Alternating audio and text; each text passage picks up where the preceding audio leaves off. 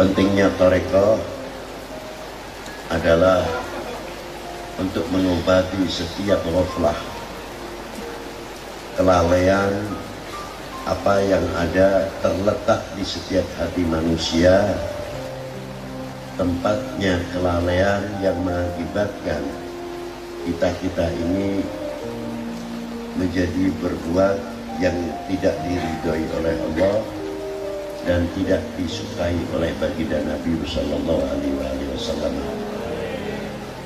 Karena ghaflah itu akan memunculkan beberapa penyakit-penyakit, di antaranya kesombongan, fakhr, kibir, hasad atau dengki, hikid dan lain sebagainya. Semuanya itu letaknya tidak di mulut, letaknya itu tidak di mata, letaknya tempatnya bukan di telinga, tapi di qulub.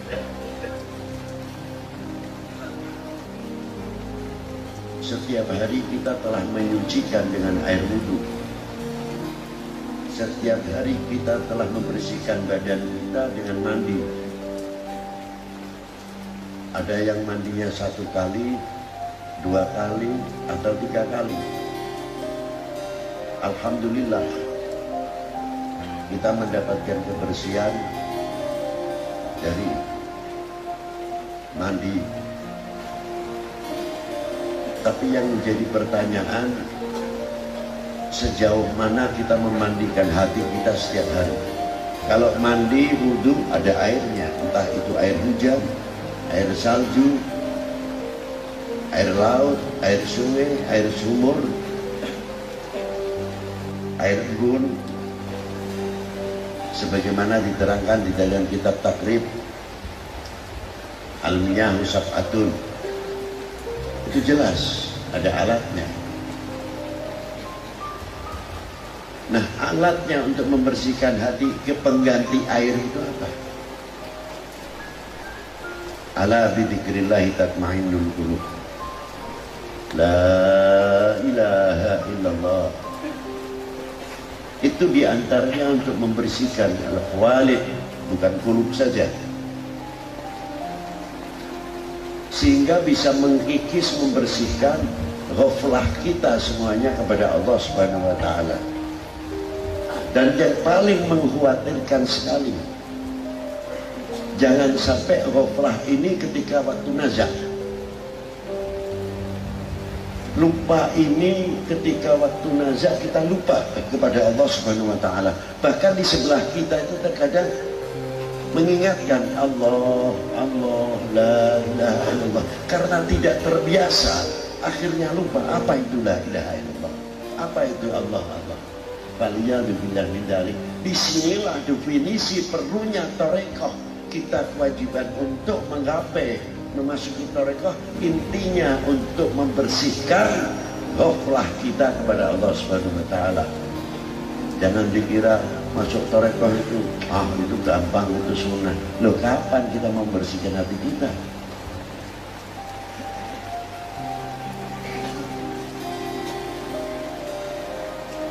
Kalau ada orang alim sekali, saya tidak heran. Tapi kalau ada orang yang hatinya bersih, mukhlis dan sebagainya, saya kagum kepada orang itu. Dan saya bertanya, kapan aku soimono itu kapan? Ini pentingnya tarekat adalah di sini intinya. Tidak Qadiriyah, tidak Naqsyabandiyah, tidak Khalidiyah, Justiyah, Suhrawardiyah, dan lain sebagainya, Tijaniyah, Idrisiyah, Alawiyah, Idrusiyah, Hadadiyah, dan selain-lainnya tarekat. Intinya sama. Tasfiyatul qulub. Untuk mendapatkan apa? Anta'budallah ka'annaka tarah. Ini terlalu tinggi. Sudah, menggapai saja. Fa'in lam takun tarah fa'innahu yarab.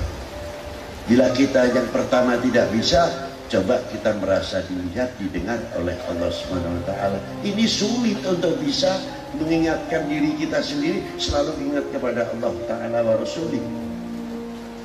Tanpa dilatih dengan zikir yang banyak, dengan pelantara guru kita yang mengajarkan mengantar wusul. Robitoh adalah bukan untuk mendewakan guru, tapi guru kita adalah wasitoh untuk mengantar kita ketemu sama Allah Subhanahu wa Ta'ala.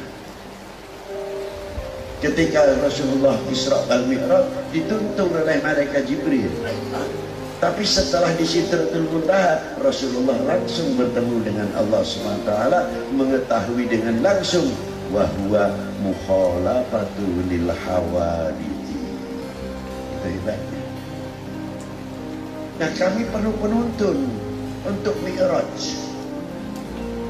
Nah, murid Mi'rajnya itu dengan apa? Dengan guru-guru mursyid itu tadi, sehingga menemukan la ilaha illallah Muhammadur Rasul sallallahu alaihi wasallam. Kalau orang sudah merasa selalu didengar, dilihat oleh Allah Ta'ala, kira-kiranya akan mengurangi maksiat atau tidak? Insya Allah kalau merasa selalu didengar oleh Allah, dilihat oleh Allah, malu rasanya. Akan ngumbar omongan ceria mulut seenaknya sendiri, malu kepada yang menciptakan. Ini yang menciptakan siapa mulut ini? Kita ini dipinjami oleh Allah Ta'ala. Apakah itu ucapan terima kasih kita kepada yang Maha Kuasa yang telah menciptakan mulut kami, sehingga kami gunakan untuk fitnah mulut-mulut kita? Apakah itu tidak menjadi tuntutan di hadapan Allah Subhanahu wa Ta'ala?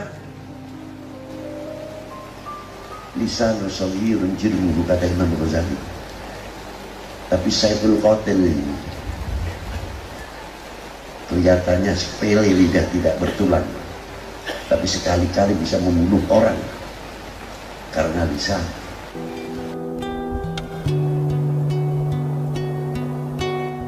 Yang terakhir tentang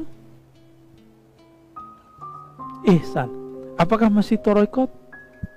Teman-teman dimuliakan Allah, jika al-Islam mesti lewat mazhab fikih, tidak ada lagi jalannya, karena itu warisan ulama salafus saleh. Jika ingin membaca Al-Quran mesti lewat thariqat tajwid. Tajwid itu juga ada thariqahnya. Jika ingin memahami ragam baca Quran mesti lewat jalur thariqah qiraat. Maka ada macam-macam qiraat.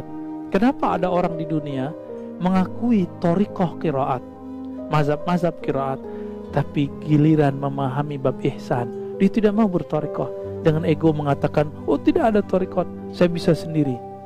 Jika Anda merasa bisa, silakan lakukan sendiri, tapi tidak usah menyalahkan orang yang menjalani jalan jalur thariqat ihsan. Jika fikih saja melahirkan banyak jalan-jalan, banyak mazhab, apalagi ihsan, maka akan banyak juga jalan menuju Allah. Dan di zaman akhir zaman ini, thariqah itu akan selalu diperbaharui. Contoh sederhana, orang yang ngotot, yang bersikeras dengan keahliannya, seperti seorang artis mesti tampilnya harus konser. Orang begini akan ditinggal oleh fansnya, orang-orang yang suka kepadanya. Kenapa? Zaman sekarang tidak boleh berkumpul. Dia harus berimigrasi dan beradaptasi dengan sosial media. Dia harus punya channel YouTube, dia harus punya Instagram. Kemudian dia berkarya dan disebarkan melalui sosial media. Sama, thariqat itu gak boleh kolot. Thariqat itu kurikulum. Dia harus diformulasikan, dibungkus sesuai dengan hajat zaman ini. Zaman ini zaman online. Ya sudah, kita bagikan mana yang pantas di-online-kan. Kita tahan mana yang tidak patut di-online-kan. Jika kita berbeda pendapat teman-teman, tidak masalah.